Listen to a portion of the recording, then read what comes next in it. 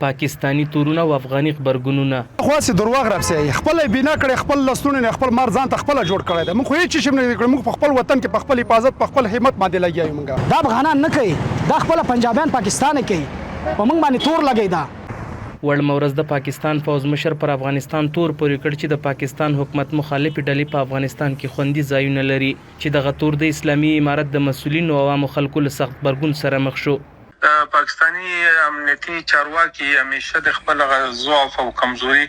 په صورت کې پړه د افغانستان طرف ته اړي او د خپل بام واوري په موږ باندې اچول غواړي. اصلي موضوع دا نه ده چې خدای مکړه افغان د دې په وړاندې باندې د دې خپل هیواد کې د امنیتي پیښو د مخنیوي په کار کې عاجزه کیږي بیا داسې نسبت کوي. په پاکستان کې د وروستیو بریدونو او چاودنو ته په اشاره پاکستانی چارواکو د دغه بریدونو د پړې ګوته افغانانو ته نیولې ده چې د افغانستان اسلامي امارت دغه تورونه په کلکه رد او بې بنیاده وبلل. د اسلامي امارت ویان ذبیح الله مجاهد په یوه اعلامیه کې ویلي چې افغانستان له اوږدې جګړې څخه راوتلی او په هیڅ وخت کې د ناامنۍ غوښتونکی نه دی.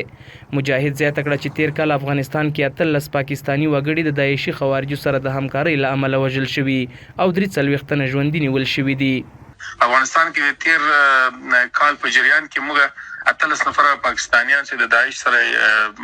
کار کاوه دلته چاودنې کولې بریدونه اراده یې درلوده په ځینو بریدونو کې ښکیلو دا ووژل او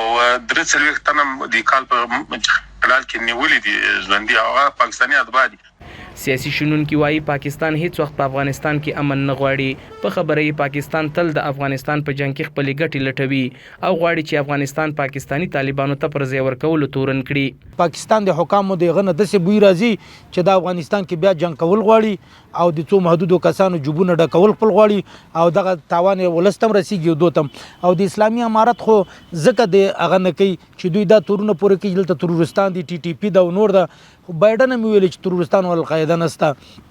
دوی خپل هم وایي چې په افغانستان له خوانه ځکه 2800 کیلومتر سرحد ده زه یو تجربه لرم کاول د کې د افغان اصلاح نه لري. هیوادوالو دغه تور ته په غبرګون کې یادونه وکړه چې پاکستان یو ځل بیا په افغانستان کې جګړې ته لمن وهي او د افغانانو ترمنځ بې اتفاقي رامنځته کوي. په وینا یې پاکستان تل افغانستان ته د دښمن په سترګه کتلي دي او د ګاونډیتوب اصولي تر پښو لاندې کړي دي. اصلا تورونه خو بار دوی لګولې دي دغه تورونه چې دوی په افغانانو باندې پوري کوي او دغه تورونه به بنسټ دي ځکه چې دلته تقریبا 50 کله د افغانانو ویني توی شوي دي او هیڅ پښتنه نه ده کړې. نن کله په یو بهانه کله په بل بهانه افغانانو ته پلمي او بهانې لټوي دا د دې خپل مشکل دي. غواړو چې ټول سره یو سو الله هم دې یو سره لري دا د خدای تباہ وبا کې خپل منځ کې سره ککړ سوی ده موږ وطن ته په سپکه قتل خدای پاک خپل په سپکو ککړ کړ.